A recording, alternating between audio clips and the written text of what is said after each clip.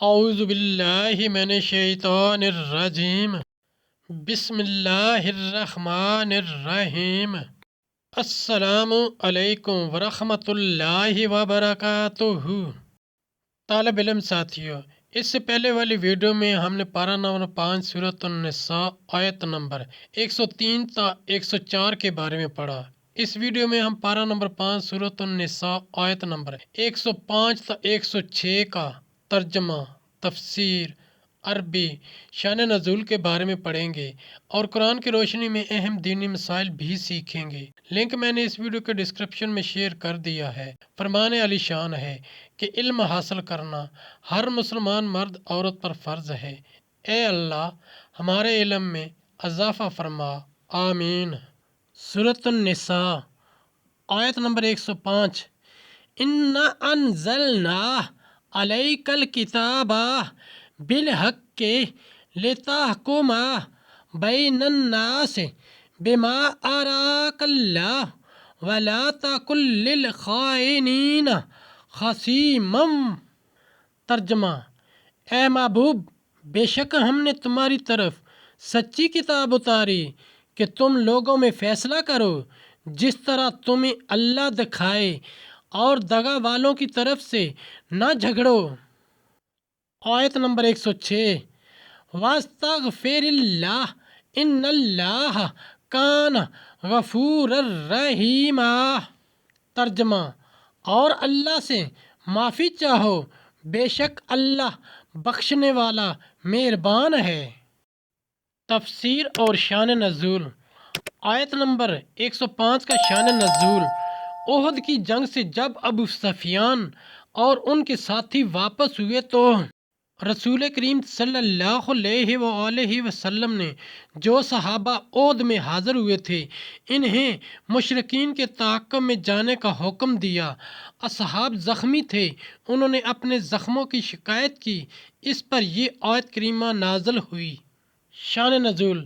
انصار کے قبیلہ بنی ظفر کے ایک شخص طامہ بن عبیرق نے اپنے ہمسایہ قتادہ بن نعمان کی زرہ چرا کر آٹے کی بوری میں زید بن سمین یہودی کے یہاں چھپائی۔ جب زرہ کی تلاش ہوئی اور طامہ پر شبہ کیا گیا تو وہ انکار کر گیا اور قسم کھا گیا۔ بوری پھٹی ہوئی تھی اور آٹا اس میں سے گرتا جاتا تھا۔ اس کے نشان سے لوگ یہودی کے مکان تک پہنچے اور بوری وہاں پائی گئی۔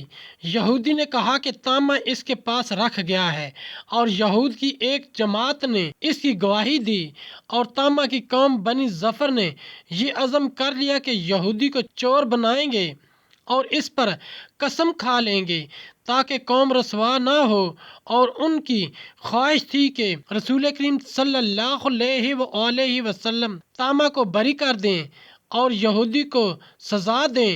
اسی لیے انہوں نے حضور اکرم صلی اللہ علیہ وآلہ وسلم کے سامنے طامہ کے موافق اور یہودی کے خلاف جھوٹی گواہی دی، اور اس گواہی پر کوئی جرح قطع نہ ہوئی۔ اس واقعہ کے متعلق یہ آیت نازل ہوئی۔ اور علم عطا فرمائے۔ علم یقینی کو قوت ظہور کی وجہ سے رویت سے تعبیر فرمایا۔